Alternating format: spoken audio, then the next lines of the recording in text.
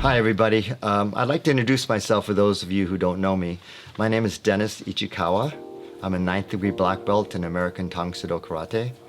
I'm the founder of the American Tang Soo-Do Alliance, an alliance of 7 American Tang Soo-Do schools across the country, all the way from the West Coast to the East Coast. And I am the co-owner and chief instructor at the T.O. Westlake Karate Studio, and I've been training in the martial arts since 1970, originally under the tutelage of Chuck Norris and Pat Johnson. I wanted to relate to you some events that happened a few years ago, as a matter of fact, 1973, and that's the year that I tested for my first degree black belt in American Tang Soo-Do. I had the pleasure of having Chuck Norris as the main person in the black belt testing, along with my instructor Pat Johnson, and that was a very memorable day that I'll never forget. Most of the people that have made black belt will never forget the day they tested for black belt. This day it was at the Torrance Chuck Norris studio, and they told us to be there an hour before the test because we were going to have a very important meeting of the black belts in Chuck Norris's organization. It seemed that before that day, all of the black belt certificates were sent, the information was sent to Korea, and the Korean organization sent us black belt certificates with their official red stamp. Some of you have seen the red stamp on some Korean certificates, and Chuck Norris had to send test fees over there. It was more of a business thing because they never got to see us test. So it wasn't a martial arts thing, it was more of a business thing. They collected test fees and they sent certificates in return. The day of my red belt test, all of us, the black belt candidates were there. Chuck Norris and Pat Johnson were there, and all the other high-ranking black belts in the system were there. I thought, what is going on? Because they didn't tell us what was happening. They just told us to be there. So Pat Johnson did all the talking. Chuck Norris stood there with his arms crossed and listened. And Pat Johnson proceeded to tell all of us that Mr. Norris had decided to officially break ties with Korea. And when he said those words, there was a gasp in the audience, like, oh my goodness, what's happening here? Because there was a faction of black belts that were very loyal and wanted to stay connected with Korean ties.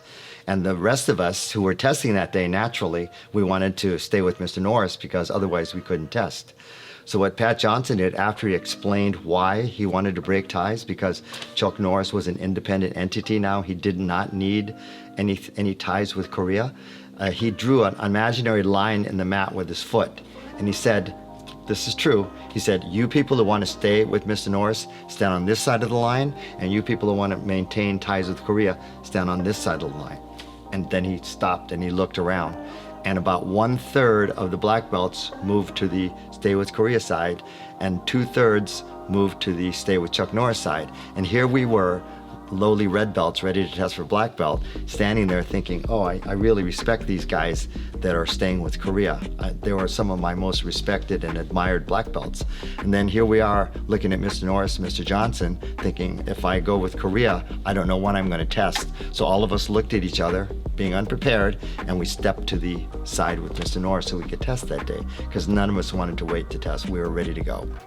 So that was a very, very memorable day, and that's the official day that the ties with Korea were officially broken. So I have, and my fellow black belt candidates have the first certificates from the National Tang Soo-Do Congress, which was Chuck Norris's organization at the time. We were the first, so that was a very historical. My certificate is very cherished because not only is it my first degree black belt certificate signed by Mr. Norris, but it's the first official National Tang Soo-Do Congress certificate. Now, since then, he's changed to his own organization and his new black belts, and I'm black belt number 67, which is a very, very low number. These black belt certificates now, Chuck Norris has his new organization. So I, and maybe a few of the other black belts, I don't know how many black belts in my group are still active. I doubt if there are any. I believe that I'm the last active black belt in my group because we had a relatively small group. Once the meeting was over and the emotion of the historical event had passed, we had about a half an hour to get ready for our black belt test. And people say, well, were you nervous before your test? And I go, I wasn't nervous until about 5 to 10 minutes before the test. My wife, Martha, was not there yet. So I got nervous because, oh my God, where is she? Did she get in an accident? I'm looking out the window looking for her, and she's not there. But 2 or 3 minutes before the test was supposed to start, she walked in, and I was so relieved. Our tests in those days, compared to today's tests, we had no pre-tests, we had no stripes to earn, we didn't have a minimum classes to do. It was, are you ready? Are you ready, or are you not ready? If you're not ready, you don't test. If you're ready, you test. And you have to, live with the consequences. If you didn't do well on your test, you failed. That was plain and simple. It was either pass or fail. That was fine in those days, but in these days, people need to be taught and need to have stripes and need to have pre-tests, et cetera, et cetera. So those days were very, very different. Our test was relatively short. Yes, we had to do all of our forms. Yes, we had to do one-step punching. We had to do combinations. We had to do an attacking combination. We didn't do a hand combination. We didn't do a kicking combination. Our one-steps were very simple. There were 3 or 4 one-steps. We did not do self-defense. We broke just a few boards with hands and feet. We sparred. There was no grappling in those days. There was no weapons in those days. Our testing was simple, but the consequences were not simple. If you didn't do well, you didn't make it. So needless to say, I made it. And that was the beginning of my journey into martial arts success in the future. So from that day on, all of our black belts, unfortunately, in the Norris system, when you made black belt, we never saw them again. We thought, where did they go? Because unless you were a head instructor in the studio, there were no classes for black belts. There weren't any, so once in a while a black belt would come and they'd have a little bit of a Norris black belt session, but that was like once a year or twice a year. So I wanted to keep training, even though I wasn't a head instructor, but I was a daytime instructor and I was a manager. But I wanted to keep training, and I was wondering, why aren't my fellow black belts keeping training? So we in our organization now have special classes for black belts and an official, very challenging black belt curriculum. And that's why our organization now is growing in the black belt level at the top and not just at the bottom.